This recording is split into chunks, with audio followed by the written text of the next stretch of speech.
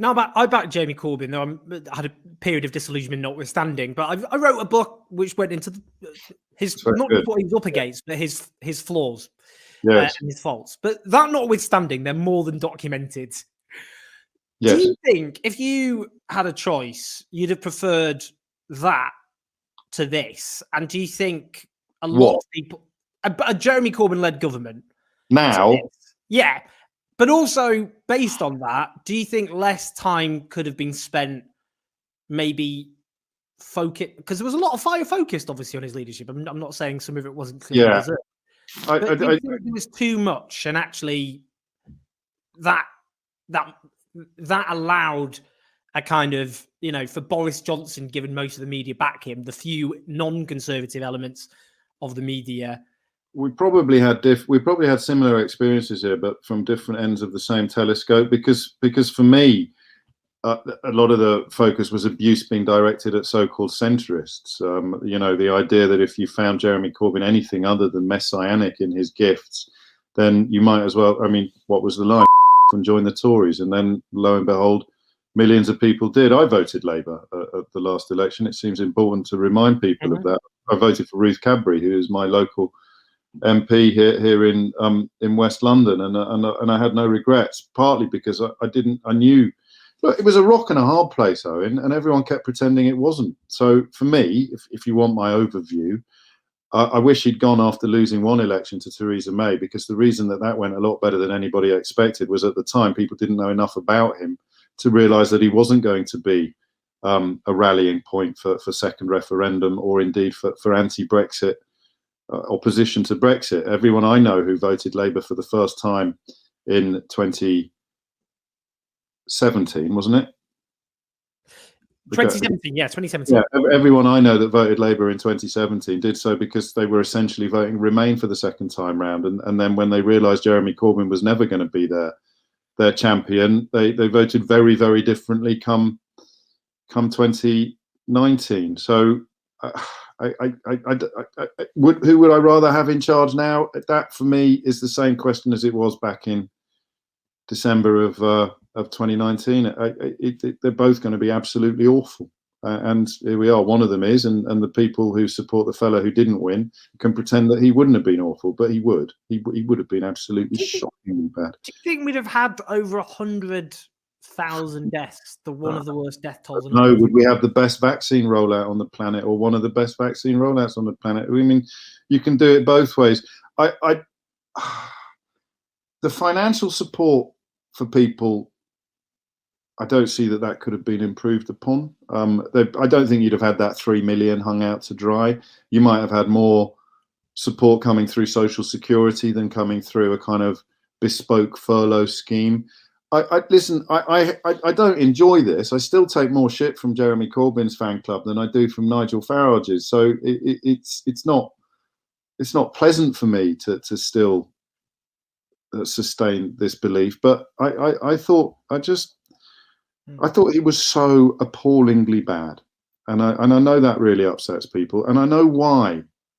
I've given it a lot of thought, and Jeremy Corbyn was an empty vessel into which everybody poured whatever they wanted to pour, and that includes really beautiful, idealistic people who desperately want a better world. They thought he was their man, and it also includes, kind of latter-day McCarthyists who thought he was Mao Zedong in a Pringle jumper, and because he didn't have much concrete ideology when he came to the fore,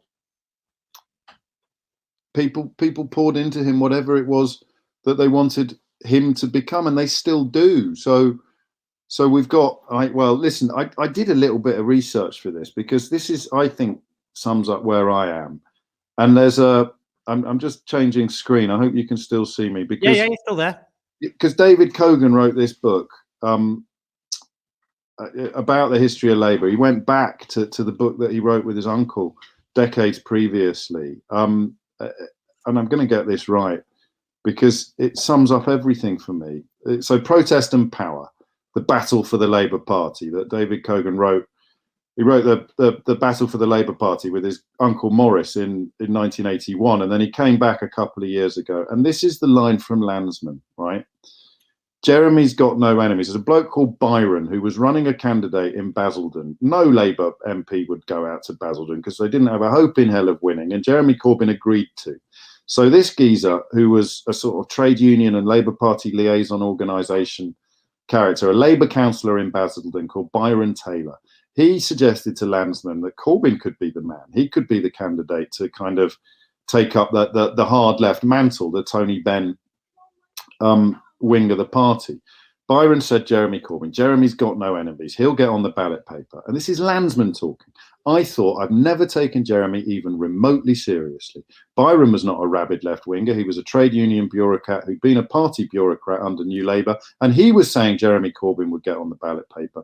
And it just made me think, actually, I mean, he hasn't got enemies. Everyone likes him, even people who thought he was a left-wing loony. And you know, that's what I mean by an empty vessel. He became the candidate into whom everybody could pour whatever they wanted to pour, which is the polar opposite of a Gordon Brown, for example. And for me, at least, that's why fighting the second election was always doomed to disaster, especially against a shark like Johnson. Now, I don't want to get bogged down in Jeremy Corbyn because of the things we should do this off air as well, because it really upsets me. No, I get that. It's many good people put enormous faith in him and still aren't ready to accept that he was the wrong person to put faith in. It's an important discussion to have, but it becomes a kind of we could go on about it for ages, and I don't want to. I want to ask you some other stuff. Sure. Your time is precious as well. I mean, I just find that an odd. Though I think there are lots of justified critiques of Jeremy Corbyn. Don't get me wrong, and I've written them. I don't think a lack of ideas or a lack of a belief system is one of them. I mean, the thing I would say, twofold. That kind of sense of an empty vessel, I found an odd critique because often people's critique of him is that he kept to his very dearly held beliefs for 4 decades and didn't change them. That was generally the argument that was put against him. He did have a clear set of the rich should pay more tax, utilities should be publicly owned, students shouldn't pay debt. I mean, those are, red lines for him. He wouldn't cross them ever. It doesn't matter. They're not policies, are they? They're really, really woolly principles. They're beautiful principles, which I share.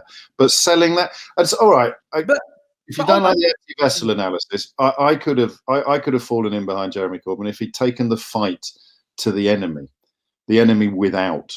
If he had, I want a Labour leader, and I'm not seeing it now, by the way. I was going to ask you that. Yeah, I'm in the studios, not just mine, although, I'm still waiting for a response to my request for interview of Jeremy Corbyn that started in 2015. And he pulled out a Newsnight when he found out it was me presenting it. So, I've got personal issues there, but let's not get self-indulgent. Well, if he's not going to talk to me, who the flip is he going to talk to, for goodness sake? And that was the problem, is that he kept persuading the people who already liked him that he was a top bloke and a top geezer. And I wanted to see him in the studios calling out the right-wing newspapers. I want to see a Labour leader who takes the fight to the enemy without and just forgets until they're in power about the enemy within. But wasn't that the problem? I suppose he would feel, a lot of people around him would feel they wanted to do that, but their own side wasn't focusing on the enemy without. It was actually Labour MPs or centre-left commentators would spend more time focusing on the Labour leadership than they would on the Conservatives. And the other point, I suppose, is because on Brexit. That was because people said about Jeremy Corbyn he was unbending in his ideas, not that he's an empty vessel. But on Brexit, the reason he wanted to, whether you agree with him or not, I'm just going to change rooms because one of my daughters has got an online singing lesson. So don't. I thought that would be a good musical accompaniment. But you might hear it in the background. It's Hamilton, I think. So I'd love it. I might sing along with her. Yeah, I mean, wouldn't. What they were trying to do with Brett, and I just feel now we're trapped back in 2018, and I don't want to be trapped back in 2018, although at least we could go out to the pub in 2018, is that on the one hand, he did have a very clear set of beliefs, and red lines he would never cross ever. And the reason he became Labour leader was precisely because other Labour politicians didn't have any ideas of their own left. They were intellectually exhausted. And on Brexit, the reason they were trying to stick to that line wasn't actually because they thought Lexit or Brexit was great. Actually, that wasn't his passion. It was more that they thought the only way of keeping together a coalition of Labour, of Leave and Remain supporting Labour voters was to take that position, and that was why they did it, because they wanted to defeat the Conservatives. Yeah, and if he could have explained that clearly, cogently, and passionately, then we might have had a chance. But I don't want to relitigate any more than you do. But I feel, and I'm always fond of the pithy one-liner, I think that to blame the people who explained why Jeremy Corbyn was unelectable for Jeremy Corbyn being unelectable helps nobody. But that is one of the many crosses that I bear at the moment. There was no earthly way, apart from that one little window in 2017, when, for all your perfectly valid observations about trying to hold together a coalition, the chance of winning power came once, and it was a vanishingly small moment, and it was linked to Theresa May, and it was linked to the dawning realizations of what Brexit might mean, and you could have got the liars in Vote Leave on the run. And if you'd had, it all sounds a little bit king across the water, and when people would say, who would you put in charge instead, I'm not going to pretend it was easy to come up with somebody. And some of the names that you'd mention, if you said Burnham or Cooper or someone like that, then a lot of the Corbyn loyalists would have an absolute fit. But I just didn't think he had a hope in hell of winning an election. And if your true priority is not necessarily to keep the Tories out, although you can have that, that's a fairly valid priority as far as I'm concerned, but to keep this new brand, the Tory party that has no place for Kenneth Clarke in it, or David Gauke in it, or or Nick Bowles or Anna Soubry, that new Tory party, to keep them away from the reins of power, to keep these vampires that wrote Britannia Unchained and are now Foreign Secretary, Home Secretary, Secretary of State for International Trade, and Business Secretary. If you really, and I can't think of a more urgent mission in British politics in my lifetime, to keep those out, the Tufton Street sponsored ghouls who truly think that human beings are like a crop that needs to be harvested, and the Jacob Rees-Mogg school of conservatism, to keep them out, you needed to send Maximus into that circus, and we sent Jeremy. Well, I think there are certainly critiques to make of Jeremy. I'll just put on the record, I think that was harsh. But look, just on Keir Starmer, let's just talk about Keir Starmer. Harsh on the Tories, Owen. Surely not.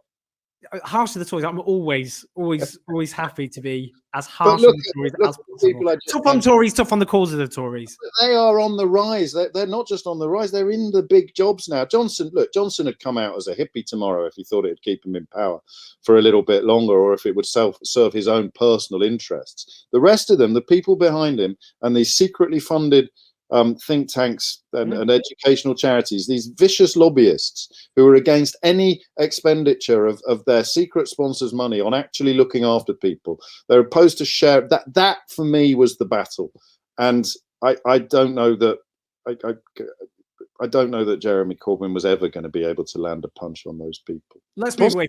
Let's be not okay, no. That's one area of let's say, because he was so nice, which I might not agree with, but if that helps people move on, he was too nice to win a knife fight. He didn't have a knife, and he needed one.